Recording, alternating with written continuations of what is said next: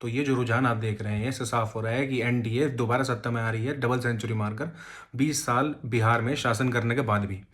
और जो तेजस्वी यादव कह रहे थे कि 18 नवंबर को वो सीएम पद की शपथ ले रहे हैं, उस प्रोग्राम को फिलहाल अभी 5 साल के लिए टाल दिया गया है।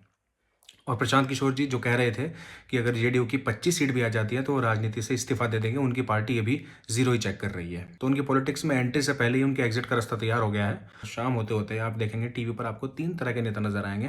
पहला, जो इतनी बड़ी जनादेश का प्रचंड विक्ट्री को सेलिब्रेट कर रहे होंगे और जनता का धन्यवाद दे रहे होंगे। दूसरे वो नेता होंगे जो कह रहे होंगे कि हम अपनी जनता के बीच में जाएंगे और अपनी हार का अवलोकन करेंगे।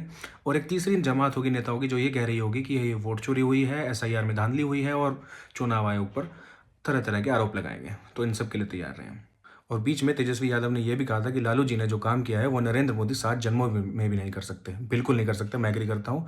नरेंद्र मोदी जी कभी इतने लंबे समय तक सत्ता से बाहर नहीं बैठा सकती पब्लिक कभी उनको, वो कभी भी इतने चुनाव नहीं हारते हैं। तो उनके वो तो बराबरी लालू जी की इस चीज़ में कर ही नहीं सकते हैं। मतलब जनता लालू प्रसाद यादव के उस समय के जंगल राज से आज तक इतना डरती है कि उन्हें सत्ता में दोबारा लाने का सोचते भी नहीं है। और राहुल और कांग्रेस के लिए तो मेरे पास शब्द ही कम पड़ जाएंगे उन्हें कुछ भी कहने के लिए। उनकी पार्टी तो ने बहुत जबरदस्त परफॉर्म किया है, उसके लिए तो 2 शब्द आप ही बोल दें कमेंट्स में।